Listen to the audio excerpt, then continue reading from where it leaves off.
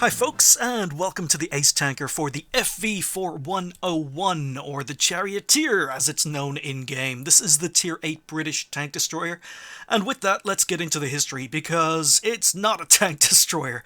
Just like the Challenger before it at Tier 7, both the Challenger and the Charioteer were upgunned Cromwell medium tanks. Wargaming have included them in-game as tank destroyers, but they were built as medium tanks, so essentially upgunning them gave them greater anti-tank capability. They were upgunned so they would have greater anti-tank capability, and in that situation they replaced tank destroyers in some cases, but they were actually built as tanks. Now, even though they did replace tank destroyers, they were built as tanks. Anyhow, in the early 1950s, with the Cold War underway, the British needed to keep the Cromwell in service. Now, the Conqueror was the main tank they were hoping was going to provide anti-tank capabilities, but that was still in development. The Centurion existed, but was not being built in high enough numbers to equip the army. So the Centurion used a 20-pounder gun, and basically it was far quicker and easier to manufacture 20-pounder guns than it was to manufacture Centurion tanks. So essentially the manufacture of the guns outpaced the manufacture of the Centurions. So in an attempt to keep the Cromwell relevant, because the Cromwell was still being used, although it was underpowered and undergunned, a new turret was designed for the Cromwell that could mount a 20-pounder.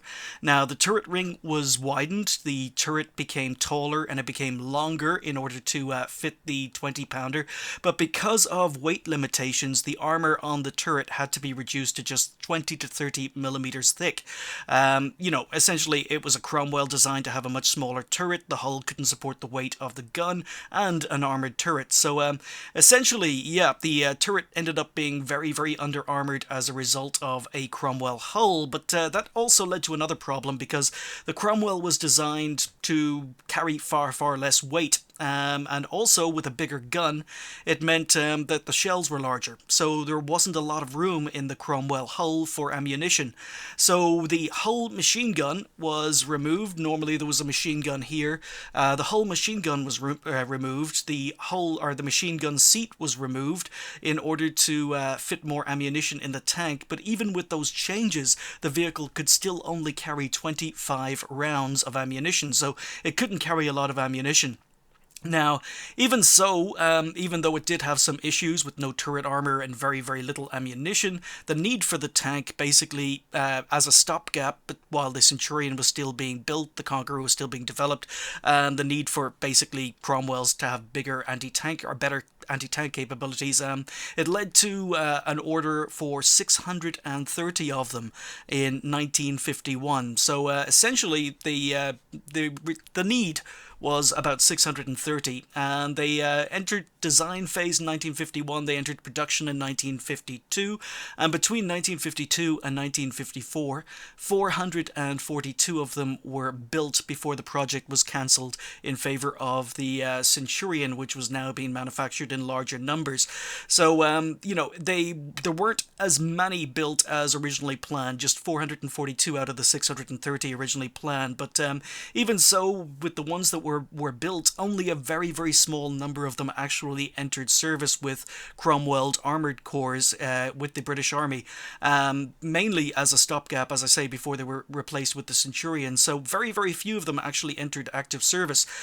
More of them were assigned to the British Territorial Army, in other words, the British Reserves, and in the British Reserves, or the Territorial Army, they replaced tank destroyers and artillery that were being used by the TAs, or the Territorial Army. And also, again, with it being equipped by the Territorial Army, it replaced the TA's TDs, it replaced the TA's artillery, and that, again, may have led to a little bit of confusion in history, in its place in history, as to whether or not it was a tank destroyer or a tank, because it replaced tank destroyers because of that bigger gun, but essentially it was a tank. It wasn't a tank destroyer, but anyway, as I say, a small number entered active service. More of them went into service with the British Army Reserves, but most of the charioteers that were built were actually exported to other countries, countries like Austria, Finland, Jordan, and the Lebanon. Now, they did see combat during the Six-Day War and in a lot of other skirmishes and actions during the Middle East throughout the 1960s, 1970s, but in Finland, they actually remained in service up till 1979, and they were mothballed, and then the Finnish charioteers were all sold off as late as 2007, so you could have bought a Finnish charioteer in 2007 if you had the cash on you. But anyway, in 1969, towards the end of its life cycle, an attempt was made to keep the tank up to date by mounting a 105mm L7 on it, but mainly for export purposes. Again, the 20-pounder it was originally fit with just wasn't good enough, so the tank was mounted with a 105 L7. And as I say, the plan was to mount the gun and then export it again. And while the tank did pass its trials with the 105mm, it never progressed beyond a prototype, and only one of them was ever built. So the fully upgraded version of the Charioteer we have in game was simply a prototype, although with the 20-pounder there were 442 of them built in total.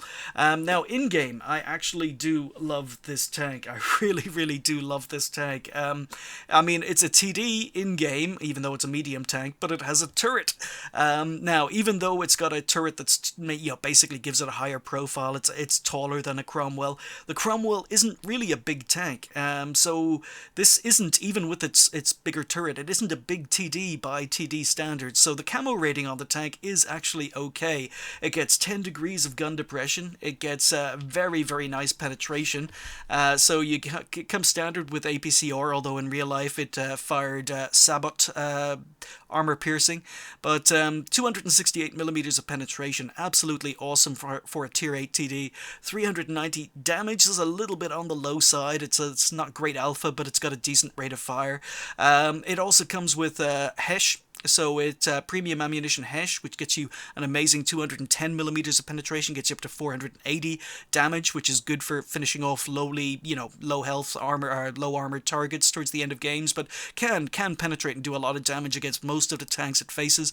And then even the standard HE is HESH on the tank, and that gets 105mm of penetration, 480 damage. So even the cheap HESH on the tank is very good. So it gets a very nice selection of ammunition on the tank. Another reason I like it, so it's a TD, it's got a turret, the camo rating isn't terrible, it's got 10 degrees of gun depression, it's got good penetration, the accuracy comes in at 0.34, the aim time is okay, it's got a decent rate of fire, it's got a good choice of ammunition, and that's even before we get to the speed. It's got a reasonably good top speed of 52 kilometers an hour, it's got a very good power to weight ratio of over 21 tons to horsepower, so it's all good. It's essentially all good. It's fast, it's got a great gun, it's got gun depression, and it's got decent camo. So, I like this tank. I like it a lot. So it seems to be perfect. Or is it? But, yeah, okay. It's got some weak points as well. It's got a lot of weak points, if I'm honest. There are negatives. The soft gun stats. While the accuracy is good, the soft gun stats, accuracy after firing, during turret traverse, or on the move, they're all pretty bad. So you tend to miss shots fired on the move. Not all the time, but you do tend to miss. The accuracy after moving your turret or after firing, just not great. It's a tank that really needs to be aimed in fully. It's got absolutely no armor. Again, it's got 63mm of frontal hull armor, but that's flat, as you can see. It's only got 30mm of turret armor on front, 25 on the sides, so again, that is pretty much flat, and anything is going to pen it, so it doesn't get a lot of armor. It also doesn't get a lot of hit points. It only gets 1,050 hit points. So this is a TD, a tier 8 TD that we 2-hit killed by other tier 8 TDs. The turret traverse speed is pretty poor, the hull traverse speed is pretty poor, so even though it's fast and accelerates well in a straight line, trying to turn this tank, you've got a very wide turning circle, and, traversing the turret is very slow. You're not going to be circling anyone to death in this tank because of the slow turret traverse. The view range is okay at 370 meters and can be boosted with crew skills and equipment, but it's, mediocre for a tier 7 TD, or tier 8 TD, and it still doesn't carry a lot of ammunition. Now, thankfully, It carries a lot more ammunition in-game at 35 rounds than it did historically at 25 rounds, but it's still not a lot of ammunition, and if you're in a big game where you've got to fire your gun a lot, you are going to find yourself running low on ammunition. And also the gun elevation is terrible. It's only got 12 degrees of gun elevation, so it's very, very hard to get your gun up to hit targets that are above you. So it does have quite a few weaknesses, but it also has a lot of strengths. But essentially it's a glass cannon, and of all the TDs I've played so far, the playstyle for the Charioteer reminds me most of the Scorpion G, in that it's just a big glass cannon that's fast in a straight line. So once again, just like the Scorpion G, I think it's a tank that's best used in a support role. You know, you don't have to be on the front line. If you are on the front line, it's very, very hard to have a good game, because this is a tank that doesn't forgive mistakes. No armor, low hit points, you're going to die pretty quickly if tanks are shooting you. But as a support tank, or being played passively, I mean, I don't think it's a redline sniper, although it can do that job, but I think the tank offers more than just redline sniping. But it allows you to be aggressive. This is the reason I love the tank. Because of its speed and mobility, you can be aggressive in this tank when you see an opportunity. Just don't be too aggressive at the start of games, because you don't have the hit points or armor. But for all its faults, I do like this tank a lot, and it's a tank I'm definitely keeping. Anyway, so this is my first ace in the tank. We are here on, what is this? This is Corellia. Never remember the names anymore. And I do hope you all had a good Christmas. I've been working on videos. I just haven't been able to get any of them finished without interruption. So I've been recording here and there, little bits and pieces, and I just need to sit down and put them all together and make some longer videos for you guys. But I do hope you've had a wonderful holidays. Wonderful Christmas if you celebrate Christmas. If not, I hope you've had a great holidays. And we are going to go. So I found myself here in a tier 8 game here on Corellia, or a tier 10 game as a tier 8 and a tier 10 game on Corellia, and we're going to go. So the first thing the Charioteer is really, really good at is getting into a forward position, or getting into that sniping position you want to get in quickly at the start of games. So you can see going downhill, I'm up to 57, 58 kilometers an hour.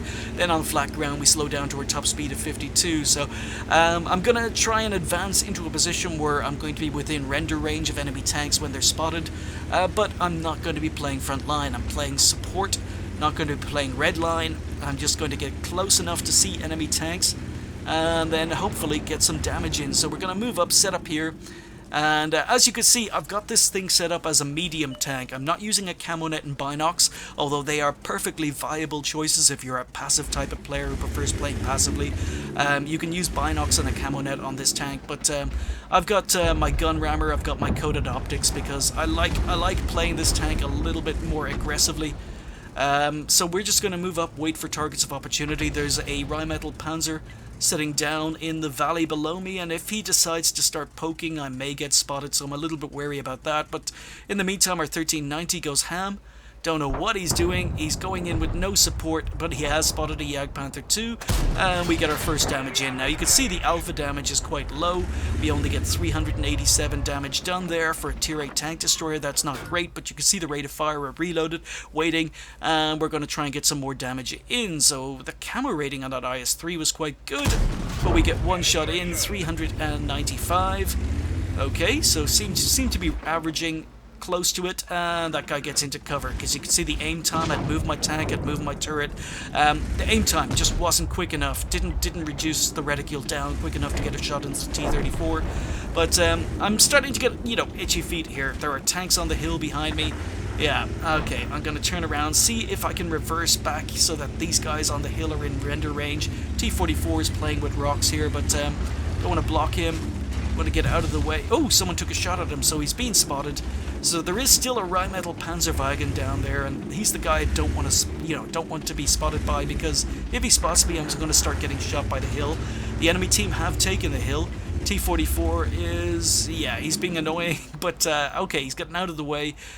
And we can aim fully. We had time just about to aim fully, get a shot into the 1390 moving through the middle. I don't get spotted. Now I do. Okay, that was someone from behind me.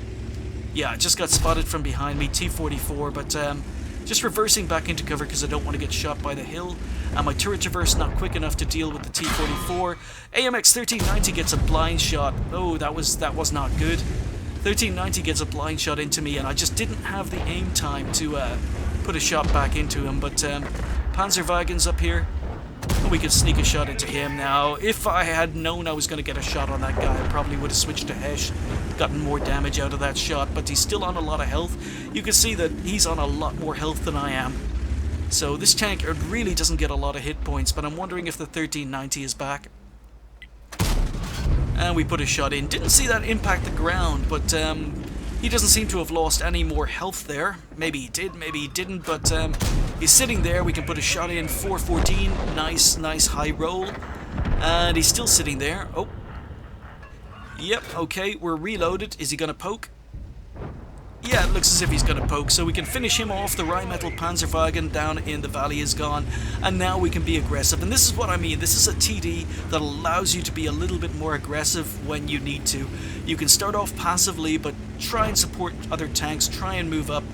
So I'm out of render range of the tanks on the hill at the moment, so I'm just going to move up, see if we can help the tanks in the north, get a shot into the Jagdpanther 2.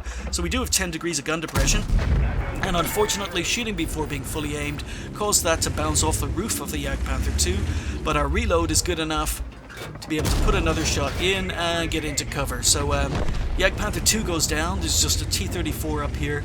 So once again, this is a TD that will allow you to flank. You can play it as a medium tank, although it's not great at it. But T-54E1 seems to be in trouble. He's down to a one-hit kill. We're going to move up. We're going to shoot that guy on the move. We take him out, get up to 3,000 damage. So this is a tank that's not great at shooting on the move, but we managed it there, pick up kill number 2. So there are 2 arty on the enemy team. All the other tanks and most of the other tanks have been spotted down in the valley, down the 9-0 line. So we're just going to move up, see if we can spot any TDs that might be camping spawn. The WZ-120 hasn't been spotted yet, but most of the other tanks seem to be down there. We're holding the K line. So I'm going to go hunting for RT, and you can see you've got the speed, you've got the mobility, you've got the 52 kilometers an hour top speed. So hopefully we can hunt down RT before they can actually escape. But we're going to move up, and as I say, the view range, not amazing on this tank, but it's okay. And you can boost that view range if you need to, and if you do end up boosting the view range, its view range can be better than most of the other Tier 8 TDs. So it's just 370, and Tier 8 is not great. So anyway, 261 is spotted. We're going to set up here using no point in sitting still because I'm not using binocs. But okay, 261 gets shot. We don't manage to sneak a shot in. Not much to shoot at here. Yeah, we hit the rock, so only had a pixel to aim at, but the other RT has been flushed out. So our reload is good enough to finish that guy off with one shot. Nice roll of 400. The 268, our 261, he's just giving me a corner, but when we aim in fully, you can see the accuracy. The accuracy is not great, unless you're aimed in fully, but when you aim in fully, very, very accurate gun. So, yeah, we could go and cap now, but there are still 4 tanks. The WZ-120 has just appeared behind me. He's dealing with the T-44, but I feel that we've got tanks that we've now lost the K-line. We've got tanks moving in on our RT. And I'm debating, do I go for the 120 or do I go and kill this Type 4 Heavy and T-54 that are down here? I realize that the Type 4 Heavy probably and the T-54 are more dangerous, but I can see RT's just put a shot into the T-54. So I'm going to see if I can flank these tanks here. And again, this is what the mobility does. So we aim, look at this huge reticule. Aim time is not good, but T-54 comes back. We finish off the T-54. He's a bigger threat, but look at this. This is where the, even though the alpha damage is not great, this is where the reload and the rate of fire are good. So we get one shot into the Type 4 Heavy. He takes another hit, and even before he can get his turret swung around, we're reloading and able to take him out for kill number 6. So that just leaves one tank on the enemy team, and you can see I'm down to 1 shell of APCR standard ammo left. And yeah, even though it gets more ammunition than it did historically, it's still unfortunately a tank you're going to find yourself running out of ammunition quite frequently, and if you're having a big game. But oh, okay, 120 is coming, and yeah, shot before being fully aimed, only tracks the 120. He's got a repair kit. T-44 is taking a lot of damage, but we can move up. Now I'm firing Hesh. Now I don't realize I'm firing Hesh here. and I go to get a shot into his tracks, and again, because I'm not fully aimed, I only do 105, hit his tracks. If I'd hit above his tracks, it would have been a penetrating hit, but we can aim more carefully, do 483 that time, set him on fire, and finish him off, or T-44 finishes him off, but yeah, finish up the game with 5k damage and 6 kills. And that's why I like the Charioteer. Tier 8, Tier 10 game, we managed to pick up an ace, or our first ace on the tank. We picked up a Scucci's, High Caliber, Sniper, and Top Gun. And I do really, really like this tank. It does have problems, but I think it's got too many strengths to overlook. So we finished up as a Tier 8 and a Tier 10 game, 1,524 XP, 5,334 damage done, and 6 kills. So yeah, even as bottom tier, this tank can do a job because it's just got a very, very dangerous gun, and the mobility just means I love playing it. You can play passively, you can play aggressively when you need to, and it's a tank that allows you to clean up at the end of games thanks to its top speed and power to weight ratio. So even though it's a TDN game, I tend to play it a little bit more like a lightly armored medium tank, maybe a little bit like the Leopard PTA. It's got no armor, but it's got a good gun, so you can play it a little bit more as a support tank, a bit like the Leopard PTA, or even the Hellcat, maybe down at Tier 6. Any tank that has no armor but a good gun and mobility, the Charioteer fits into that mold. So it's a support tank. You can maneuver, get around the map, and take tanks out, and that's one of the reasons I like this tank. And as I say, of all the tanks in game at the moment, this is the one I feel is closest to the Scorpion G, and in some cases I prefer playing it over the Scorpion G. They both have a turret, but the Charioteer doesn't get the same amount of alpha, but it gets slightly better camo rating, and that's one of the Scorpion G's biggest problems. But yeah, I do love the tank. So if we fired 20, hit 17, and pen 15. So yeah, a couple of unfortunate bounces, but pretty much any shot I missed or any shot that I bounced was because the gun wasn't aimed in fully, and that's one of the weaknesses of the tank. But when it is aimed in fully, it's pretty good. We only received one hit, and it penned, so there we go. I mean, you've got absolutely no armor, so best protection in this tank, no armor, no hit points, is avoid getting hit in the first place. We spotted 2, damaged 10, destroyed 6, and finished up with 46,000 credits in a Tier 8 tank. Now, I did have to fire a couple of premium rounds by accident at the end. Could have done just as well by switching to the standard Hesh as opposed to premium Hesh, but I wasn't keeping an eye on my ammo counter, so we could have actually made more profit out of that game. So 2,286 XP times 2, first game of the day, or first win of the day, left me on 5,121 with a premium account. So yeah, Charioteer, really like this tank, definitely keeping it, hoping the Conway, especially with its buffs in a recent patch, it offers more of the same, but we'll see. I'll get around to playing that tank over the coming months. But and yeah, as I say, I hope you guys have had a good Christmas or a good holidays or whatever you celebrate. If you haven't started celebrating yet, maybe you're watching from Russia. I think they start celebrating around New Year's or maybe the 7th of January. I can't remember. But anyway, regardless, hope you've had a good holidays. Hope you've had a good break. I'm going to try and get down. Going to try and finish some of these reviews. I've got 2 reviews on the way. It's just a matter of recording them in one lot and getting down and editing them together, because it's a much longer job to do a review than it is to do an Ace Tanker. But anyway, I hope you enjoy what's left of the holidays, and I'll see you soon. Thanks for watching.